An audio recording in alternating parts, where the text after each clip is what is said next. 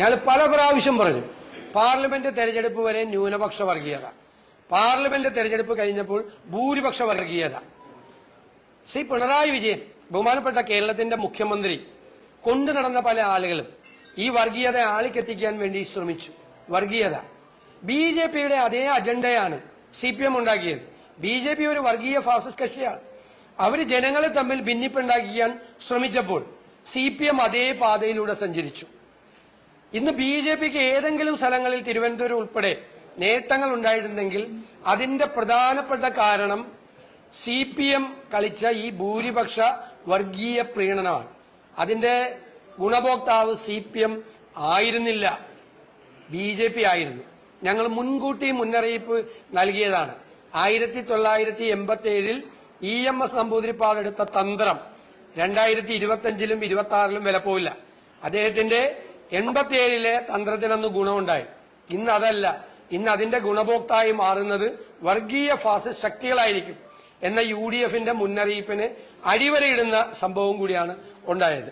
മാത്രമല്ല, എത്ര നിസ്സാരമായിട്ടാണ്, എത്ര മോശമായിട്ടാണ് ജനവിധിയെ CPM വിലയിരുത്തുന്നത്. CPMന്റെ ഒരു മുതിർന്ന നേതാവ് പറഞ്ഞത്, MM മണി ജനങ്ങളെ ആക്ഷേപിക്കുകയാണ്. ക്ഷേമ പെൻഷനൊക്കെ വാങ്ങി നന്നായി ശാപ്പാട് കഴിച്ച് നൈമിഷികമായ വികാരത്തിൽ വോട്ട് ചെയ്തു. ഇതെല്ലാം വാങ്ങി ഭംഗിയായി ശാപ്പാട് കഴിച്ചവർ ഞങ്ങൾക്കിട്ട് വെച്ചു. ആരെങ്കിലും ചായ വാങ്ങിത്തന്നാൽ മര്യാദ കാണിക്കണം. ഇതാണ് മുതിർന്ന CPM നേതാക്കൾ, CPM നേതാവ് കേരളത്തിലെ ജനങ്ങളെ അപമാനിച്ചുകൊണ്ട് സംസാരിച്ചത്. ഇത് മുഖ്യമന്ത്രി പിണറായി വിജയൻ അടക്കമുള്ള CPM നേതാക്കളുടെ മനസ്സിലിരിപ്പാണ്. അവരുടെ വീട്ടിൽ നിന്നല്ല ആർക്കും ഔദാര്യം കൊടുക്കുന്നത്, സംസ്ഥാനത്തിന്റെ ഖജനാവിൽ നിന്നാണ്. സംസ്ഥാനത്തെ എല്ലാ വിഭാഗങ്ങളും കൊടുക്കുന്ന നികുതി പണത്തിൽ നിന്നാണ് അവരെന്തെങ്കിലും ക്ഷേമ പരിപാടികൾ നടത്തുന്നത്. ക്ഷേമ പരിപാടികൾ നടത്തിയ ആദ്യത്തെ ഗവൺമെന്റ് അല്ല ഇത്. ക്ഷേമ പരിപാടികളെ അട്ടിമറിച്ച ഗവൺമെന്റാണ്. ഇവര് കേരളത്തിലെ സാമ്പത്തികമായി കേരളത്തിന്റെ ഖജനാവിനെ തകർത്ത് തരിപ്പണമാക്കിയ സമ്പദ് വ്യവസ്ഥയെ നശിപ്പിച്ച ഗവൺമെന്റാണ്. എന്നിട്ട് അവര് പറയാണ് അവരുടെ ഔദാര്യം കൈപ്പറ്റി ശാപ്പാട് കഴിച്ചിട്ട് ഇവരുടെ വീട്ടിൽ നിർത്തി കൊടുത്താണ് ഇതെല്ലാം. എന്നിട്ട് അവർക്കിട്ട് തിരിച്ചിട്ട് പണി കൊടുത്തു എന്ന് പറയുന്നത് CPM നേതാക്കന്മാരുടെ മനസ്സിലിരിപ്പാണ്. തോറ്റിട്ടും തോൽപ്പിച്ച ജനങ്ങളോട് എത്ര മോശമായിട്ടാണ്, എത്ര അപമര്യാദയായിട്ടാണ് CPM പെരുമാറുന്നത് എന്നതിന്റെ ഏറ്റവും വലിയ ഉദാഹരണമായി ഞാനിതിനെ കാണുകയാണ്. തീർച്ചയായും കൂടുതൽ ജനങ്ങൾ വലിയ വിജയം നൽകുമ്പോൾ നമ്മൾ അവരുടെ മുമ്പിൽ കൂടുതൽ വിനയാനിതരായി അവരുടെ പ്രതീക്ഷയ്ക്കൊത്ത് ഉയരാൻ വേണ്ടിയിട്ടുള്ള ശ്രമങ്ങൾ നടത്തുക എന്നതാണ് വിജയിക്കുന്നവരുടെ ഉത്തരവാദിത്തം. തീർച്ചയായും ജനങ്ങൾ ഏൽപ്പിച്ച ഈ വിശ്വാസവും ഉത്തരവാദിത്വവും കൂടുതൽ ഭംഗിയായി, കൂടുതൽ അവരുടെ പ്രതീക്ഷകളും വർദ്ധിച്ചിട്ടുണ്ട്. ആ പ്രതീക്ഷയ്ക്ക് അപ്പുറത്തേക്ക് കേരളത്തെ വളർത്തിയെടുക്കാൻ, ആ കേരളത്തെ സൃഷ്ടിക്കാനുള്ള എല്ലാ ശ്രമങ്ങൾക്കും UDF മുൻപന്തിയിലുണ്ടാവും. കേരളത്തിലെ എല്ലാ പ്രശ്നങ്ങൾക്കുമുള്ള പരിഹാരമായിരിക്കും ടീം UDF. ഇനി വരാൻ പോകുന്ന നിയമസഭാ തെരഞ്ഞെടുപ്പിലും ഇത് ജനങ്ങൾ, ആ മഹായുദ്ധത്തിന് ഞങ്ങൾ പുറപ്പെടുമ്പോൾ ജനങ്ങൾ നൽകിയ ഇന്ധനമായി, ജനങ്ങൾ നൽകിയ ഊർജമായി വിനയത്തോടെ ഞങ്ങൾ ഇതിനെ കാണുന്നു.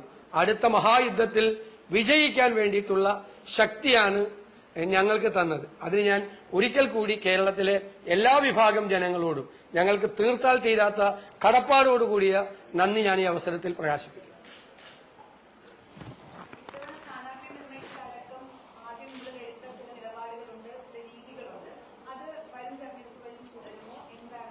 തീർച്ചയായിട്ടും ഈ തെരഞ്ഞെടുപ്പ് വിജയം നമ്മൾ പരിശോധിക്കുമ്പോൾ ഞാൻ നേരത്തെ തന്നെ പറഞ്ഞു, LDFന്റെ ഗവൺമെന്റിന്റെ നെഗറ്റീവ് ഉള്ളതുപോലെ തന്നെ ഞങ്ങൾ നടത്തിയ മുന്നൊരുക്കം, ഞങ്ങൾ നടത്തിയ തയ്യാറെടുപ്പ്, ഞങ്ങളുടെ നേതാക്കന്മാരും ഞങ്ങളുടെ ലക്ഷക്കണക്കിന് പ്രവർത്തകരും ആവേശത്തോടുകൂടി എടുത്ത നടപടികൾ, അവർ നടത്തിയ പ്രവർത്തനം, അവർക്കുകൂടി ഞാൻ ഈ വിജയം തീർച്ചയായും സമർപ്പിക്കുകയാണ്. ആ മുന്നൊരുക്കങ്ങളാണ്, കൃത്യമായ മുന്നൊരുക്കങ്ങളെയാണ് ഇത്രയും വലിയ വിജയത്തിലേക്ക് എത്തിച്ചത്. എല്ലാ ഉപതെരഞ്ഞെടുപ്പുകളിലും അസംബ്ലിയിലേക്കും തദ്ദേശ സ്വയംഭരണ സ്ഥാപനങ്ങളിലേക്കും നടന്ന ഉപതെരഞ്ഞെടുപ്പുകളിലെല്ലാം കഴിഞ്ഞ 4.5 വർഷമായി തുടർച്ചയായി വിജയിക്കുകയാണ് UDF. അതിന്റെ പിന്നിലുള്ള രഹസ്യവും ഇത് തന്നെയാണ്, വിജയ രഹസ്യം. ആ തയ്യാറെടുപ്പാണ്. ആ നിയമസഭാ തെരഞ്ഞെടുപ്പിലുള്ള തയ്യാറെടുപ്പുകൾ ഞങ്ങൾ നേരത്തെ ആരംഭിച്ചു. വരാനിരിക്കുന്ന മാസങ്ങളിൽ അത് വളരെ ശക്തമാക്കും. സ്ഥാനാർത്ഥികൾക്കൊക്കെ നേരത്തെ ഉണ്ടാകും. അതിന്റെ എല്ലാം കൂടിയാലോചനകളും ചർച്ചകളും ഞങ്ങൾ ആരംഭിച്ചു കഴിഞ്ഞു. കൂട്ടായ നേതൃത്വമാണ് ആ കാര്യങ്ങളെല്ലാം ചെയ്യുന്നത്.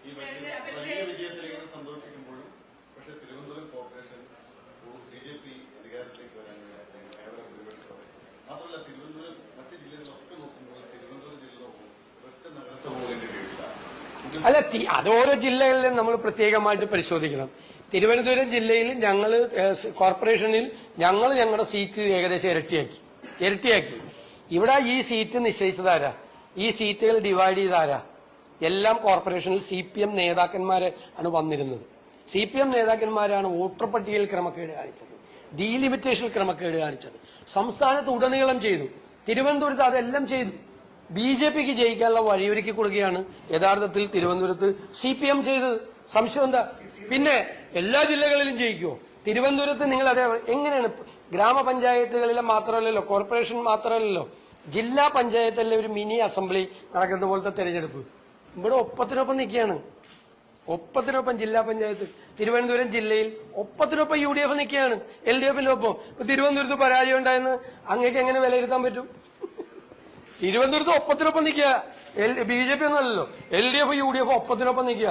ഞങ്ങൾക്ക് കഴിഞ്ഞ പ്രാവശ്യം എത്ര സീറ്റ് ഉണ്ടായിരുന്നു? ഞങ്ങൾക്ക് തിരുവനന്തപുരത്തൊക്കെ ഞങ്ങൾക്ക് എത്ര സീറ്റ് ഉണ്ടായിരുന്നു? വളരെ കുറച്ച് സീറ്റ് ഞങ്ങൾക്ക് ഉണ്ടായിരുന്നുള്ളൂ. അതിൽ നിന്നൊക്കെയാണ് ഞങ്ങൾ ഈ വൻ വിജയം നേടി ഞങ്ങൾ തിരിച്ചു വരുന്നത്. കോർപ്പറേഷനിലും അതുപോലെ അതിലല്ലാതെ ഇപ്പൊ ഞാൻ പറഞ്ഞല്ലോ, ജില്ലാ പഞ്ചായത്ത് കിട്ടാത്ത സ്ഥലങ്ങളിലെല്ലാം ഞങ്ങളുടെ സീറ്റുകളുടെ എണ്ണം ഇരട്ടിയായി. ജില്ലാ പഞ്ചായത്ത് കിട്ടാത്ത സ്ഥലത്തൊക്കെ ഇരട്ടിയായി. നേരത്തെ ഉണ്ടായിരുന്ന കഴിഞ്ഞ പ്രാവശ്യം ഉണ്ടായിരുന്ന ജില്ലാ പഞ്ചായത്ത് എണ്ണത്തിന്റെ ഇരട്ടിയായി. ഇപ്പൊ കൊല്ലത്തൊക്കെ ഞങ്ങൾ സംഘടനാപരമായി, കൊല്ലം കോഴിക്കോട് ജില്ലകളിൽ ഒക്കെ സംഘടനാപരമായി പിന്നോക്കം നിൽക്കുന്ന സ്ഥലങ്ങളാണ്. എല്ലാ തെരഞ്ഞെടുപ്പ് വരുമ്പോഴും ഞങ്ങൾ തോറ്റിരുന്ന സ്ഥലങ്ങളാണ്. ആ കോഴിക്കോട് ഞങ്ങൾ കോർപ്പറേഷൻ ഞങ്ങൾ ഉറപ്പിച്ചു കൊടുത്തിരിക്കുകയാണ് ഇപ്പോഴും CPMന്. ജില്ലാ പഞ്ചായത്ത് ഒപ്പത്തിനൊപ്പം നിൽക്കുകയാണ് കോഴിക്കോട് പോലത്തെ സ്ഥലത്ത്. എത്ര സ്ഥലമാണ് തിരിച്ചു പിടിച്ചിരിക്കുന്നത് അവിടെയെല്ലാം. കൊല്ലത്ത് വലിയ മാറ്റം ഉണ്ടായി, വലിയ മാറ്റം. നിങ്ങൾ പരിശോധിച്ചാൽ അറിയാം. കൊല്ലം കോർപ്പറേഷൻ UDF ഭരിക്കാൻ പോകല്ലേ. CPMന്റെ സ്ഥിതി 3-ാം സ്ഥാനത്താണ്. 3-ാം സ്ഥാനത്ത് ഒരു കോർപ്പറേഷനിലും ജയിക്കില്ല ഭൂരിപക്ഷം. ഒറ്റയ്ക്ക് ഭൂരിപക്ഷം ഇല്ല ഒരു സ്ഥലത്തും CPMന്. ഞങ്ങള് വൻ ഭൂരിപക്ഷം നേടിയിരിക്കുന്ന 3 സ്ഥലത്തെ ഞങ്ങളുടെ ഭൂരിപക്ഷം ഒന്ന് നോക്കിയേ. കണ്ണൂരും എറണാകുളത്തും തൃശ്ശൂരും ഒക്കെ ഞങ്ങളുടെ ഭൂരിപക്ഷം നോക്കിയേ. ഇപ്പൊ ഒരു കേന്ദ്രമന്ത്രി തൃശ്ശൂർ ക്യാമ്പ് ചെയ്ത് വർക്ക് ചെയ്താണ്. അവിടെയൊക്കെ ഞങ്ങൾ നേടിയ വിജയം അവർക്ക് 2 പേർക്ക് കൂടി കിട്ടിയേക്കണ സീറ്റിനേക്കാൾ കൂടുതൽ സീറ്റ് ഉണ്ട്. CPMനും BJP കൂടി കിട്ടിയേക്കണേക്കാൾ കൂടുതൽ സീറ്റ് തൃശ്ശൂർ ടൗണിൽ ഇല്ലേ? തൃശ്ശൂർ ടൗണിൽ, തൃശ്ശൂർ കോർപ്പറേഷനിൽ UDFനുണ്ട്. പിന്നെ കണ്ണൂര്, മലപ്പുറം, മലബാർ ഞങ്ങൾ അടിച്ച് CPM കാണാനില്ല പല ജില്ലകളിലും. ഇപ്പോ 33 ജില്ലാ പഞ്ചായത്ത് ഡിവിഷനുള്ള മലപ്പുറത്ത് 32 ജയിച്ച UDF, 27 എറണാകുളത്ത് 25 ജയിക്കുക. ഏതോ 1-2 സീറ്റ് ചോദിച്ചു. ഇടുക്കിയിൽ, മധ്യ തിരുവിതാംകൂറിലേക്കും ഞങ്ങൾ അതിശക്തമായ തിരിച്ചുവരവ ഞങ്ങൾ നടത്തിയിരിക്കുന്നത്. കോട്ടയം എന്തായിരുന്നു കഴിഞ്ഞ അസംബ്ലി? ഇതിപ്പോ നിങ്ങളായിട്ട് കാര്യം മനസ്സിലാക്കേണ്ടത് 2016-ലെയും 2021-ലെയും തുടർച്ചയായ 2 അസംബ്ലി തെരഞ്ഞെടുപ്പുകളിലെ തോൽവിക്ക് ശേഷം ഉള്ള അതിശക്തമായ UDFന്റെ ഒരു തിരിച്ചുവരവ് കൂടിയാണ്. കോട്ടയം ജില്ലയ്ക്ക് എന്താ വിജയം? 25-16 സീറ്റാ ജില്ലാ പഞ്ചായത്തിലേക്കൊക്കെ നമ്മൾ നേടിയിരിക്കുന്നത്. ഞങ്ങളുടെ മുന്നണിയിലുണ്ടായിരുന്ന ഒരു കക്ഷി അപ്പുറത്തേക്ക് പോയിട്ട് പോലും ഇപ്പോ ഞങ്ങൾക്ക് ആ വിജയം, വലിയ വിജയം കോട്ടയത്ത് നേടാൻ, കോട്ടയം, ഇടുക്കി, പത്തനംതിട്ട ജില്ലകളിലെ വിജയം, കൊല്ലത്തും തിരുവനന്തപുരത്തും ഉണ്ടാക്കിയിരിക്കുന്ന മുന്നേറ്റം, എറണാകുളത്ത് ഉണ്ടാക്കിയിരിക്കുന്ന ഏകപക്ഷീയമായ മുന്നേറ്റം, എറണാകുളം, മലപ്പുറം ജില്ലകളിൽ ഏകപക്ഷീയമായ മുന്നേറ്റമാണ്. എതിരാളികളെ കാണാൻ പോലില്ല. അല്ല, അങ്ങനെയൊന്നും ഞാൻ ഒരു കക്ഷികളെയും നമ്മൾ അങ്ങനെയൊന്നും വിലയിരുത്താൻ പാടില്ല. അല്ല, അതുകൊണ്ട് എന്താ കാര്യം? അത് നമ്മൾ വിജയിക്കുമ്പോൾ നമുക്ക് സന്തോഷം, മനസ്സിലായി? അത് ആരും ചെറുതായി കാണണ്ട. ഞങ്ങൾ അങ്ങനെയൊന്നും ചെയ്യില്ല. ജയിക്കുമ്പോൾ അഹങ്കാരം പറയില്ല, തോക്കുമ്പോ തോപ്പിച്ച ആളുകളെ ചീത്തയും വിളിക്കില്ല. ഇതുപോലെ ഇപ്പൊ CPMകാർ പറഞ്ഞ പോലെ നമുക്ക് ജയിക്കുമ്പോൾ നമ്മൾ കുറെ കൂടി വിനയാന്വിതരായി ഞാൻ എപ്പോഴും പണ്ട് പറഞ്ഞിരുന്നതാണ്, തോൽവി മാത്രം പഠിച്ചാൽ പോരാ, വിജയവും കൂടി പഠിക്കണം. അത് ഞാൻ എപ്പോഴും ആവർത്തിച്ചു പറഞ്ഞുകൊണ്ടിരുന്ന ഒരു കാര്യമാണ്. എപ്പോഴും നമ്മുടെ പാർട്ടി കമ്മിറ്റികളിലും മറ്റു പൊതുസ്ഥലങ്ങളിൽ ഈ വിജയത്തെക്കുറിച്ച് ഞങ്ങൾ വളരെ വിശദമായി നമ്മൾ പഠിക്കും. അപ്പോഴാണ് നമുക്ക് എല്ലാ കാര്യങ്ങളും മനസ്സിലാവുന്നത്. അല്ല, അതൊന്നും നമുക്ക് സംസാരിക്കാനുള്ള സമയമായിട്ടില്ലല്ലോ. തദ്ദേശ തെരഞ്ഞെടുപ്പുകളും നിയമസഭാ തെരഞ്ഞെടുപ്പിലേക്കുള്ള ഒരു സൂചന കൂടിയാണ്. ഈ UDF അധികാരത്തിൽ വന്നില്ലെങ്കിൽ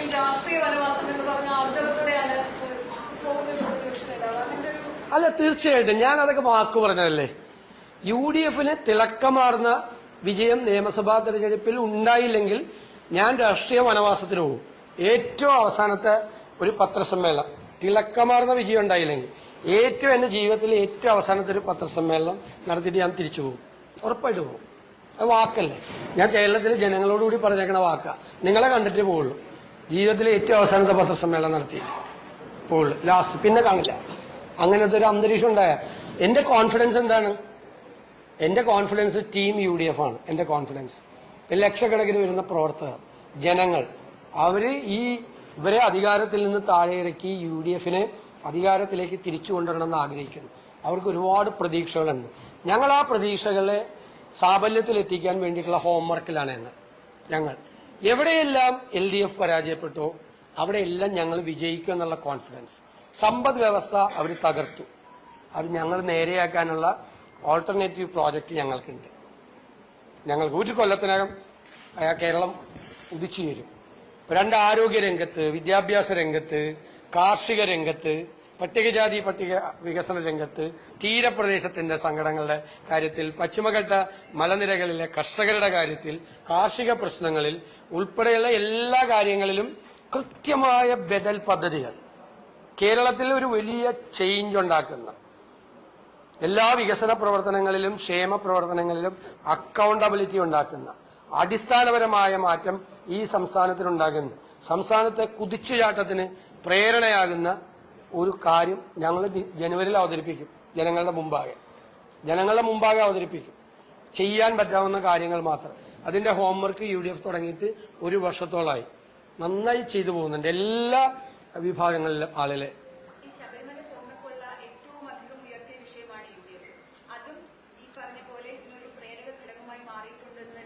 ഉറപ്പായിട്ടും ഞാൻ പറഞ്ഞല്ലോ, ഞാനത് വിശദീകരിച്ച എല്ലാ കുറ്റപത്രവും പറയായിരുന്നുകൊണ്ടാണ്.